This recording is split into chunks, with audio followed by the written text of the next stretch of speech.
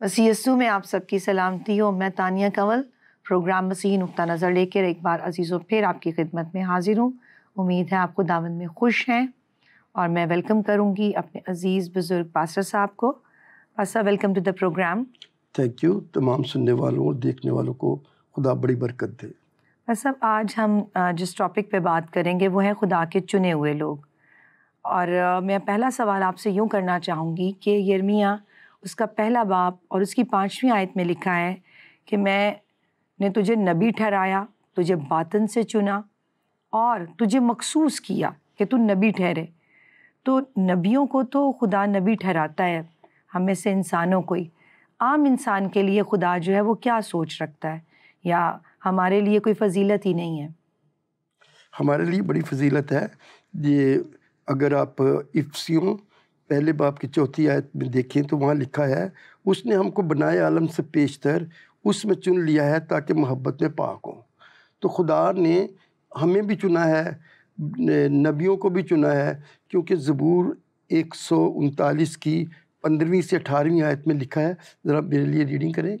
زبور 139 اور اس کی 15ویں سے 18ویں آیت میں یوں مرقوم ہے: جب میں پوشیدگی میں بن رہا تھا اور زمین کے اسفل میں عجیب طور سے مرتب ہو رہا تھا تو میرا قالب تجھ سے چھپا نہ تھا۔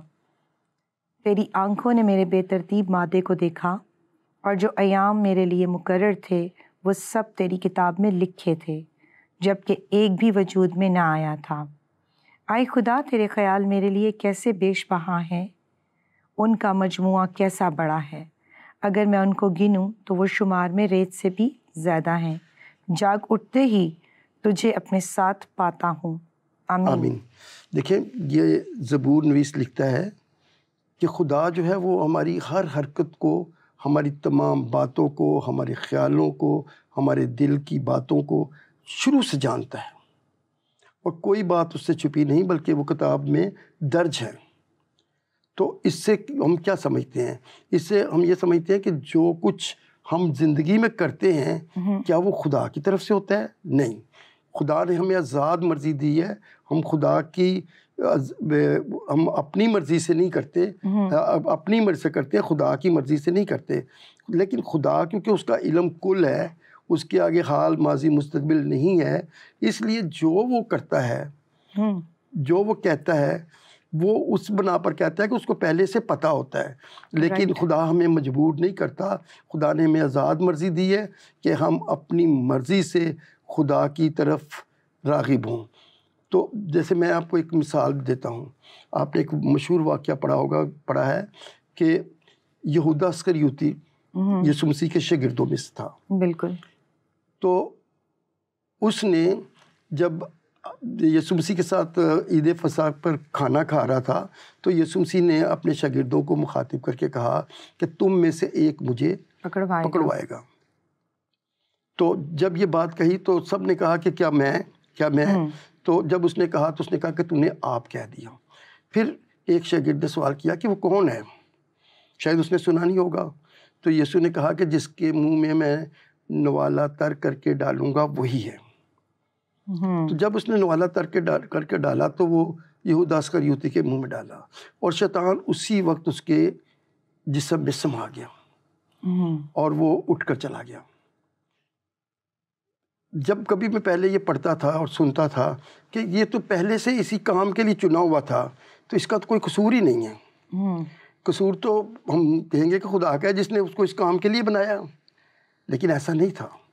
جب اس کے منہ میں نوالا ڈالا تو اس نے اپنی انا کی خاطر اٹھ گیا کہ مجھے کہہ دیا ہے کہ میں پکڑواؤں گا، اور پھر وہ چلا گیا سیدھا فقیہ فریسیوں کے پاس اور کہا کہ اگر میں پکڑوا دوں تو مجھے کیا دو گے؟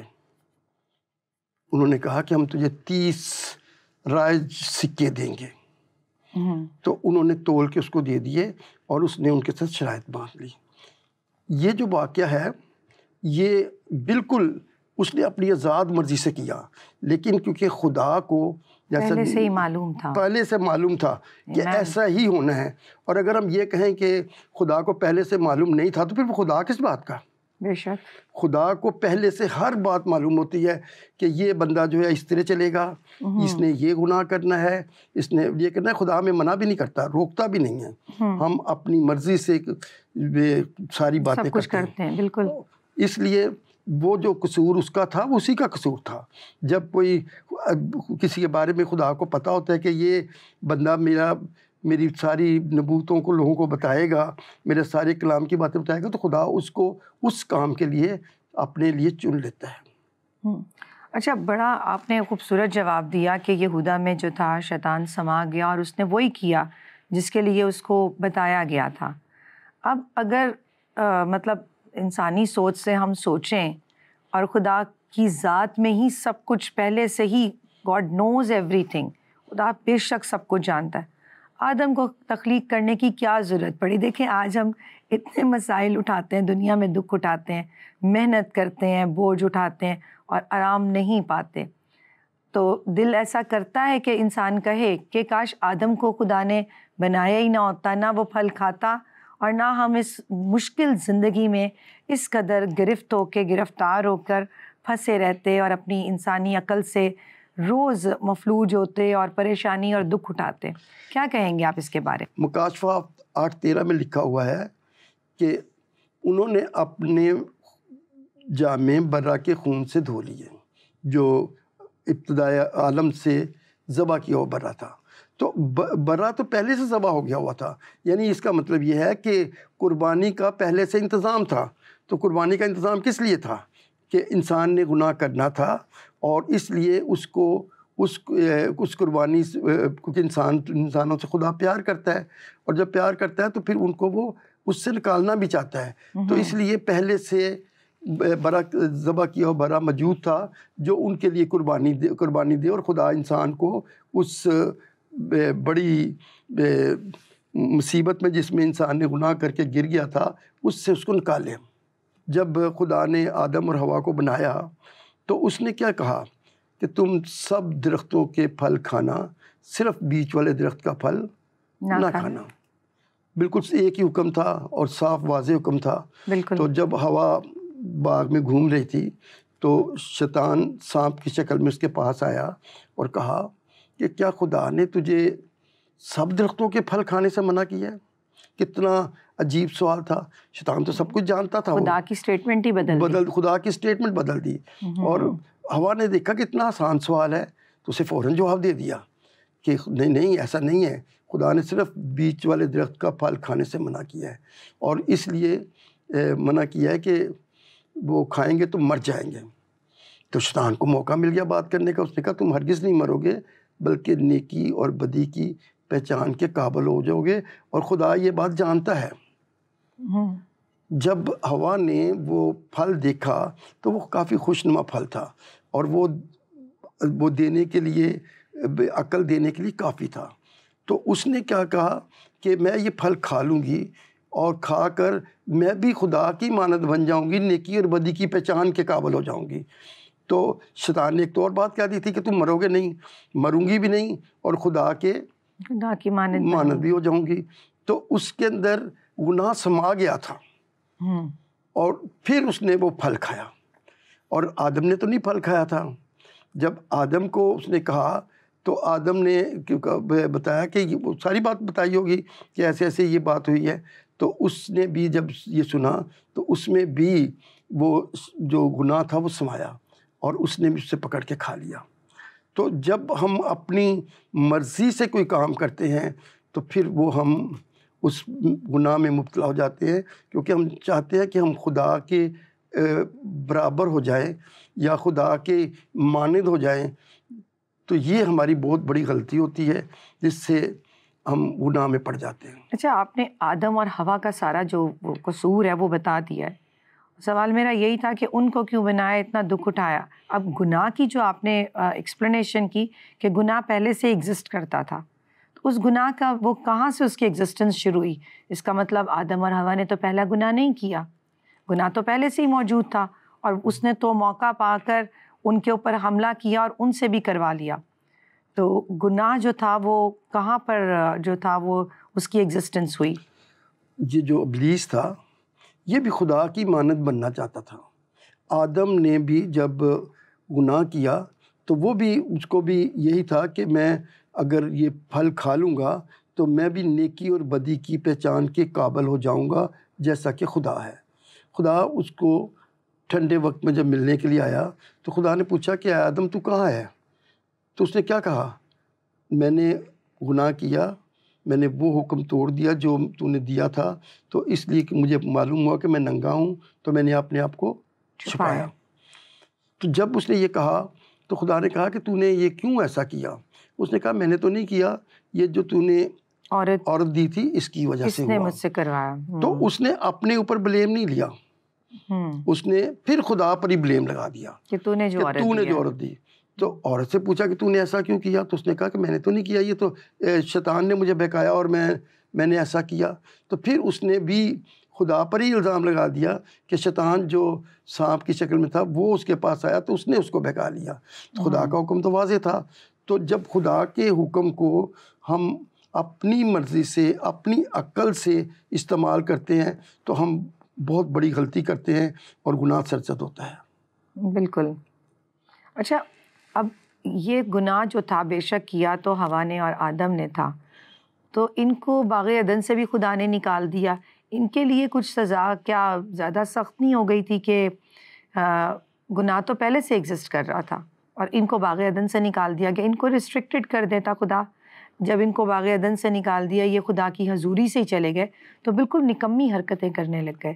تو ایسا ضروری کیوں تھا کہ ان کو باغ عدن سے نکال دیا جاتا؟ موت زمرہ تھا کہ موت ہوگی واقعہ, تو موت تو ہو گئی, روحانی موت تو ہو گئی ان کی. اب ان کو باغ عدن سے کیوں نکال دیا گیا؟ بڑی محبت کی وجہ سے نکالا. آپ کہیں گے کہ محبت کی وجہ سے کوئی نکالتا تھوڑا ہے, محبت کی وجہ سے تو لے لیا جاتا. تو بڑی محبت کی وجہ سے نکالا گیا. اگر آدم اور حوا ہاتھ بڑھا کر وہ حیات کا پھل کھا لیتے تو وہ بھی موت کی قید سے آزاد ہو جاتے اور وہ بھی شیطان بن جاتے, کیونکہ سزا بدن میں ہوتی ہے. اور اگر بدن ان کے وہ غیر فانی ہو جاتے اور وہ ہمیشہ کی زندگی ان کو مل جاتی گناہ میں, تو وہ شیطان بن جاتے. جیسے شیطان نے خدا کی مانند بننے کی کوشش کی تو وہ گرا دیا گیا, پھر وہ بھی گرا دیے جاتے اور آخری دن وہ آگ کی جھیل میں ڈالے جاتے. تو خدا کو انسان سے بڑی محبت تھی, اس لیے اس نے انہیں باغ سے نکال دیا کہ کہیں ایسا نہ ہو کہ یہ وہ حیات کا پھل بھی کھا لیں اور شیطان کی مانند ہو جائیں. اتنے کروبی ہیں خدا کے پاس, اتنے فرشتگان ہیں, وہاں پر ایک فرشتہ گناہ کرتا ہے اور پھر آدم کو تخلیق کیا جاتا ہے. آدم کے تو تخلیق کرنے کی مجھے اب بھی سمجھ میں نہیں آئی, کیونکہ ضروری نہیں تھا, کیونکہ خدا تو پہلے سے ہی اپنی ذات میں جانتا تھا کہ آدم بھی گناہ کرے گا. تو کروبی اور فرشتگان ہی کافی تھے خدا کے لیے. اس میں آدم کو تخلیق کرنے کی کوئی تو خاص راز کی بات ہے, وہ ضرور ہم جاننا چاہیں گے آپ سے. دیکھیں, جو فرشتے تھے انہوں نے خدا کے مانند بننے کی جب کوشش کی تو وہ بھی گناہ گار ہوئے. تو خدا یہ نہیں چاہتا کہ انسان جو ہے وہ جو لوگ ہیں وہ گناہ گار لوگ میری عبادت کریں, کیونکہ جب یسوع مسیح سے سامری عورت نے پوچھا تو یسوع مسیح نے کہا کہ میں چاہتا ہوں کہ جو میرے پرستار ہیں وہ روح اور سچائی سے عبادت کریں. تو خدا یہی چاہتا ہے کہ ہم روح اور سچائی سے اس کی پرستش کریں, اور روح اور سچائی سے تب ہوتا ہے جب کوئی اپنی مرضی سے, اپنی پورے دل سے, اپنی پوری محبت سے خدا کے آگے سر جھکاتا ہے, تو وہ خدا کو پسند ہے. اور خدا ایسی ہی عبادت چاہتا ہے جو ہم اپنے روح اور سچائی سے کریں, وہ بناوٹ کی نہیں چاہتا. رائٹ. تو اب یہ جو آپ کہتے ہیں کہ خدا ہمیں مطلب چنتا ہے, جیسا کہ آج کا ٹاپک ہے ہمارا, خدا ہمیں بلاتا ہے. اب حوا اور آدم کو تو باغ عدن سے بے دخل کر دیا گیا, نکال دیا گیا اور ان کو سزا دے دی گئی, اور سزا جو ہے وہ انسان آج بھی وہ دکھ اٹھاتا ہے. تو سزا کی حالت میں بھی ہے, اور آج ہم بائبل مقدس سے یہ بھی سیکھ رہے ہیں کہ ہم بلائے ہوئے, اور آپ بارہا ورڈ بھی یوز کریں کہ ہم بلائے ہوئے ہیں. تو ہم کیسے بلائے ہوئے ہیں؟ ہمیں تو نہیں پتہ تھا کہ خدا دوبارہ کال بیک بھی کرے گا اسی اچھی جگہ پر جہاں پر خدا رہتا ہے. ایسا تو انسان سوچتے ہی نہیں ہے. وہ تو بس دنیا میں رہ کے اور دنیا کے طور طریقے سے اپنے اچھے اعمال سے خدا کو ریچ کرنے کی کوشش کرتے ہیں. تو یہ جو خدا نے ہمیں بلایا ہے، یہ کس طرح سے خدا نے بلایا ہے؟ آپ ذرا حوالہ نکال لیں، پہلا پطرس اس کے پہلے باب کی 20ویں آیت. پہلا پطرس پہلے باب کی 20ویں آیت میں یوں مرقوم ہے: اس کا علم تو بنائے عالم سے پیشتر سے تھا، مگر ظہور آخر زمانہ میں تمہاری خاطر ہوا. آمین. دیکھیں، یہ خدا کے علم میں شروع سے تھا کہ خدا ہمیں وہ بچائے گا، ہمارے لیے نجات کا پورا بندوبست کرے گا. جیسے میں نے افسیو 1:4 میں پڑھا تھا، اس نے ہم کو بنائے عالم سے پیشتر اس میں چن لیا. کس میں؟ یسوع مسیح میں، تاکہ محبت میں پاک ہوں.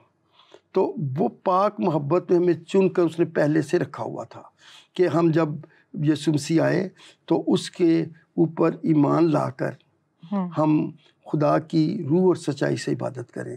اس لیے یہ اب اس وقت نہیں تھا جب یسوع مسیح آیا تھا. یسوع مسیح کے آنے سے پیشتر، یعنی بنائے عالم سے پیشتر خدا کا انتظام تھا. اور ہمیں کیوں بلایا؟ تاکہ ہم اس کی خوبیاں ظاہر کریں، اس کی خاص ملکیتوں، جیسا کہ پہلے پطرس کے 2 باب کی 9ویں آیت میں لکھا ہے. پہلے پطرس 2 باب کی 9ویں آیت میں یوں مرقوم ہے: لیکن تم ایک برگزیدہ نسل، شاہی کاہنوں کا فرقہ، مقدس قوم اور ایسی امت ہو جو خدا کی خاص ملکیت ہے، تاکہ اس کی خوبیاں ظاہر کرو جس نے تمہیں تاریکی سے اپنی عجیب روشنی میں بلایا ہے. آمین. دیکھیں تانیہ بیٹے، ہم تب خدا کی خاص ملکیت، خاص امت، کاہن اس کے بنتے ہیں جب ہم اس پر ایمان لاتے ہیں. جب ہم اس پہ ایمان لاتے ہیں اور جب ہم کہتے ہیں کہ مسیح یسوع میرے گناہوں کی خاطر ہوا، اس نے میرے گناہ اپنے اوپر اٹھا لیے، اس نے میری خاطر قربانی دی، تو پھر ہماری زندگی کا مقصد یہ ہونا چاہیے کہ ہم اس کی خوبیاں ظاہر کریں. اس کی خوبیاں ہیں، سب سے پہلے ایک تو محبت کی بات ہے.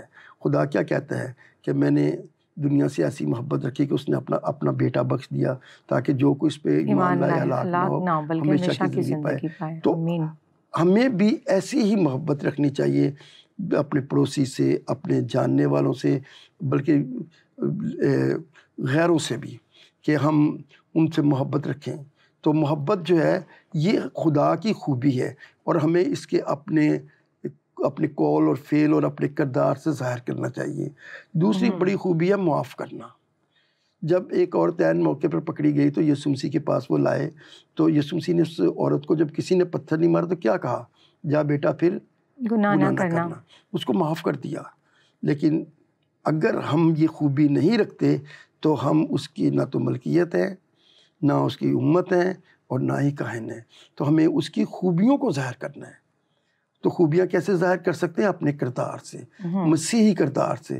مسیحی کردار میں معاف کرنا، محبت رکھنا، برداشت کرنا، صبر کرنا، دوسروں کے لیے قربانی دینا، یہ ہماری زندگی کے لازمی جزو ہونے چاہیے تاکہ ہم خدا کی خوبیوں کو ظاہر کریں، کیونکہ خدا نے ہمیں اسی لیے بنائے عالم سے پیشتر چنا ہے. جی پاس صاحب، آپ نے بہت خوبصورت جواب دیا کہ ہم جو ہیں، ہم سے خدا کس قدر محبت رکھتا ہے اور کس قدر ہم بلاوے سے بلائے گئے ہیں، اور کس طرح اس نے ہمیں چنا ہے اور الگ کر کے اپنی خاص میراث ہونے کے لیے ٹھہرایا ہے.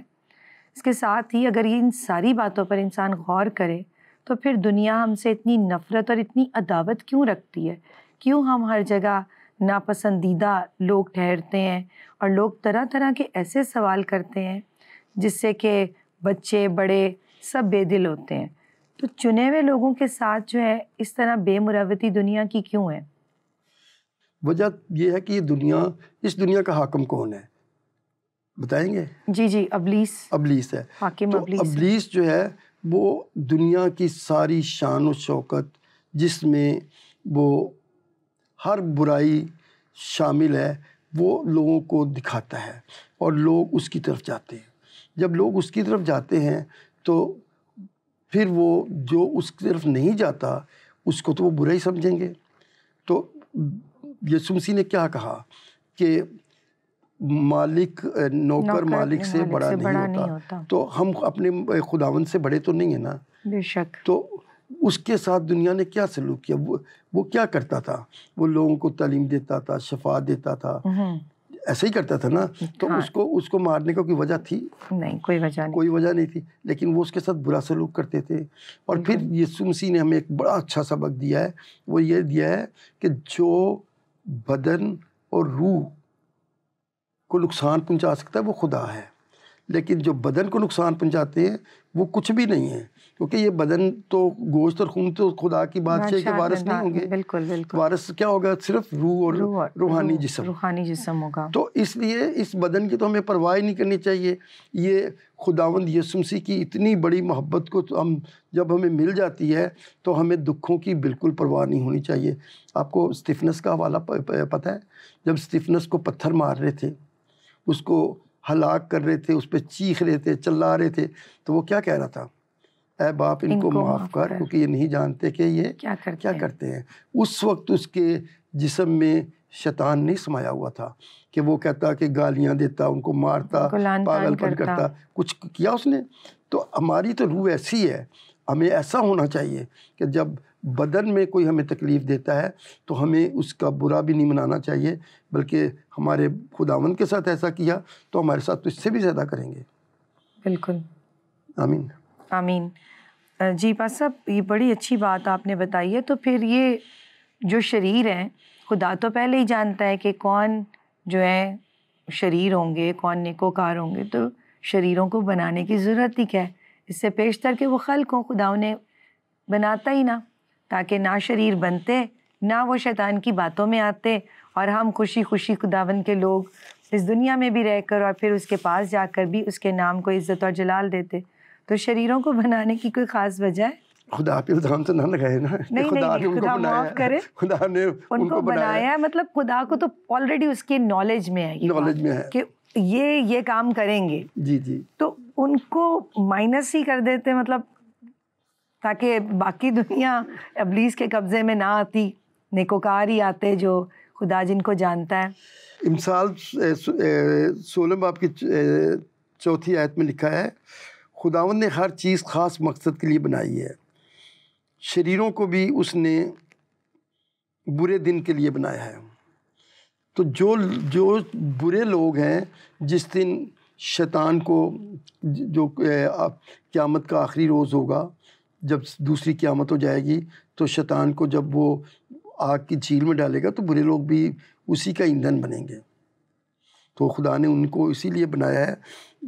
خاص بات جو میں تمہیں بتانا چاہتا ہوں وہ یہ ہے کہ خداوند کا کلام جو ہے نا وہ زندگی ہے، اور ہمیں یہ یاد رکھنا چاہیے کہ ہم دوسروں کو تعلیم دیں. جب ہم دوسروں کو تعلیم دیں گے تو کیا پتہ کہ ہمارے قدم جو، جیسے رومیو کی خط میں پالوس لکھتا ہے کہ کیا ہی خوش نما قدم ہے جو دوسروں کو تبلیغ دینے کے لیے طرف بڑھتے ہیں.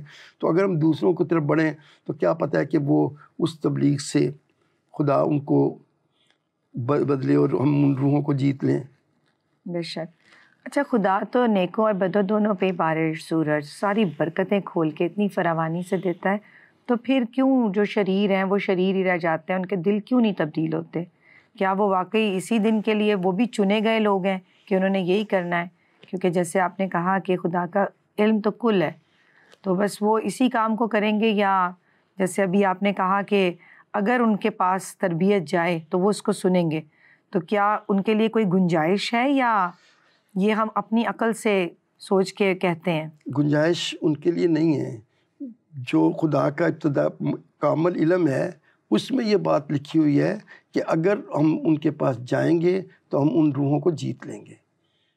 یہ کلام کا وہ فیصلہ ہے، کیونکہ لکھا ہوا ہے کہ تم جاؤ اور سب قوموں کو تعلیم دو، اور اس کی گواہی کی تعلیم دو کہ بھئی یسوع مسیح پوری دنیا کے انسانوں کے لیے اس دنیا میں آیا تھا کہ جو کوئی اس پہ ایمان لائے ہلاک نہ ہو بلکہ ہمیشہ کی زندگی پائے. آمین. بہت بہت شکریہ پاسٹر جی، یہ ساری باتیں آج جو آپ نے سکھائی ہیں اور ہمیں اس بات پر غور کروایا ہے کہ ہم چنے ہوئے لوگ ہیں، اور اس کی خدا کی محبت سے اس قدر ہمیں آج سیکھ کر دلیری ہوئی ہے. میں بہت بہت شکریہ کروں گی آپ کا. اب پروگرام کا وقت ختم ہوتا ہے. عزیزوں، ہم کیا سیکھتے ہیں آج کے کلام سے؟ حاصل جمع ہم نے کیا سیکھا کہ خدا سے بڑا بننا، اور ہم نے جو گناہ کیا، جو بابا آدم نے کیا، وہ یہی گناہ تھا کہ خدا سے بڑا۔ آج کیا میں اور آپ اپنی زندگیوں میں جب ہم کوئی بھی کام کرتے ہیں تو کیا ہم اپنے آپ کو آگے رکھتے ہیں یا خدا کی سوچ کو آگے رکھتے ہیں؟ زیادہ تر ہم اپنی سوچ کو ترجیح دیتے ہیں، اور خدا کی سوچ کو ہم ایک کسی سائڈ کے کارنر میں جہاں پر لوگوں کا فیم ملنا ہو وہاں ہم اس کو اپلیکیبل کرتے ہیں کہ اب لوگ دیکھ رہے ہیں، اب ہم یہ بات کریں۔ لیکن جب در حقیقت زندگی کے ہر مرحلے پر ہمیں اس بات کا احساس رکھنا ہے کہ ہماری زندگی میں ہمارا خداوند ہی ہمارا خدا ہے اور وہ ہمارا بادشاہ ہے، تو پھر ہم اس کے نام کو عزت اور جلال دیں گے۔ ہمیشہ اس بات کو دیکھیں گے کہ اس نے ہمیں چنا ہے جب کہ ہم نکالے گئے تھے، اس نے ہمیں بلایا ہے جب کہ ہمیں دنیا نے رد کیا ہے۔ تو اپنا خیال رکھیے، پروگرام دیکھتے رہیے مسیحی نقطہ نظر، تاکہ ہم اپنا نقطہ نظر خداوند کے قول اور اس کی سوچ کے مطابق کریں۔ اپنا خیال رکھیے، خداوند میں ہمیشہ خوش رہیے۔ خدا حافظ۔